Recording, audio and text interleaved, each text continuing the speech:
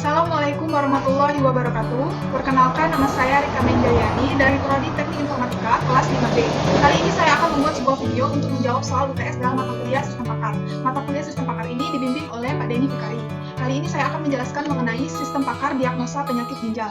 Namun sebelum itu, saya akan menjelaskan terlebih dahulu 5 komponen utama dalam Sistem Pakar sebelum bagian proyeknya. Baik, yang pertama yaitu apa itu knowledge representasi.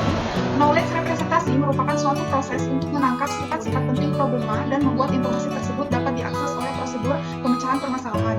Bahasa representasi harus dapat membuat seorang pemrogram mampu mengekspresikan pengetahuan yang diperlukan untuk mendapatkan solusi permasalahan. Yang kedua yaitu, apa itu basis pengetahuan?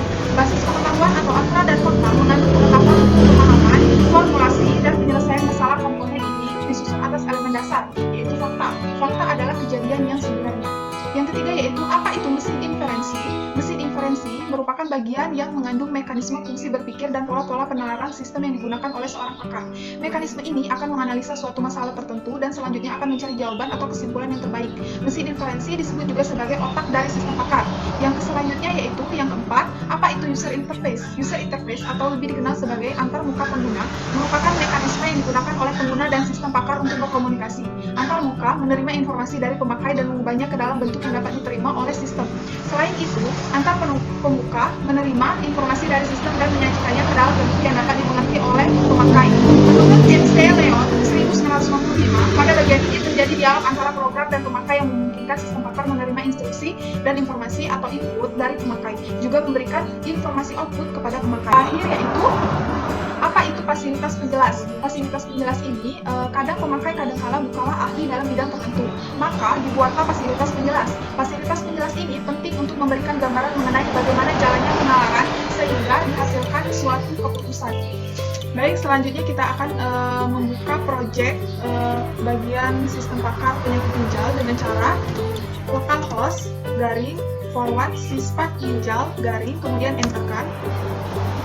Nah, berikut ini merupakan tampilan utama dari sistem pakar penyakit ginjal. Nah, saya akan menjelaskan bagian dari 5 komponen sistem pakar pada penyakit ginjal. Pertama yaitu representasi pengetahuan. Pada sistem pakar penyakit ginjal ini menggunakan kaidah produksi untuk merepresentasikan pengetahuan tentang jenis penyakit, beserta gejala dan terapi. Data yang diinput pada sistem adalah data gejala, sedangkan data output adalah data penyakit dan terapi. Kaidah produksi biasanya ditulis dalam jika maka atau if then. Yang kedua yaitu basis pengetahuan atau fakta dan aturan. Isi dari basis pengetahuan adalah fakta-fakta dan aturan-aturan yang dipakai oleh beberapa pakar dengan dilandasi pengetahuan yang diperoleh dari pengalaman beberapa pakar. Nah, di dalam basis pengetahuan ini terdiri dari 2, yaitu tabel fakta berisi gejala penyakit ginjal sesuai dengan knowledge yang ada. Seperti saya contohkan seperti ini. Misalnya tabel faktanya yaitu kode penyakitnya yaitu G01 dan fakta penyakit G01 yaitu terdapat pembengkakan pada mata atau kaki. Kemudian yang kedua yaitu tabel aturan. Tabel aturan ini untuk menyimpan rule untuk proses inferensi beberapa rule yang akan berelasi pada suatu fakta gejala penyakit.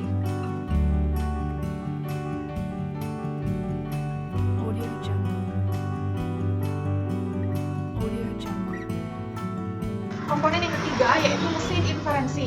Mesin inferensi. Nah, metode yang digunakan pada sistem pakar penyakit ginjal ini yaitu metode penelusuran yang digunakan yaitu metode forward chaining.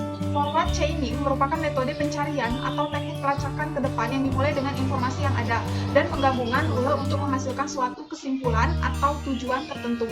Nah, kemudian teknik penelusuran yang biasa digunakan yaitu ada 3. Yang pertama yaitu depth first search. Teknik ini digunakan pada data yang sudah terdefinisi dengan pencariannya dapat digali secara mendalam, dapat ditelusuri sampai ditemukannya solusi yang optimal. Nah, yang kedua yaitu bird first search, yaitu metode yang menelusuri node pada satu level terlebih dahulu atau satu tingkatan sebelum nantinya pindah ke level di bawahnya. Yang ketiga yaitu best first search, yaitu model penelusuran yang menyerupai cara manusia dalam mengambil solusi yang dihasilkan. Nah, teknik yang digunakan dalam sistem pakar penyakit ginjal ini menurut saya adalah teknik yang digunakan yaitu depth first search. Nah, kemudian yaitu yang keempat yaitu user interface. Nah, user interface yang digunakan pada sistem pakar penyakit ginjal ini yaitu user interface GUI atau graphical user interface. Nah, kenapa dapat dikatakan sebagai user interface GUI?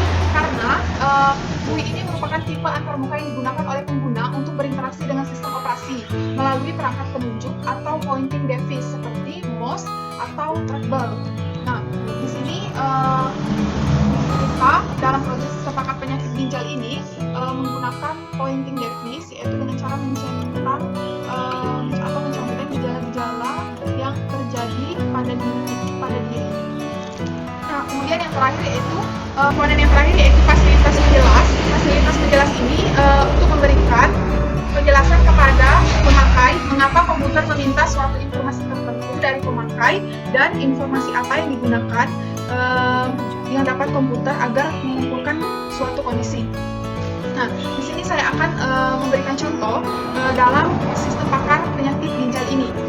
Nah, misalnya kita memilih gejala nomor G01, G04, dan G08. Nah, untuk gejala yang dipilih ini bisa lebih dari satu, kemudian kita klik diagnosa. Nah, ini merupakan hasilnya. Ini merupakan fasilitas penjelas yang diberikan oleh sistem mengenai gejala yang kita contohkan tadi.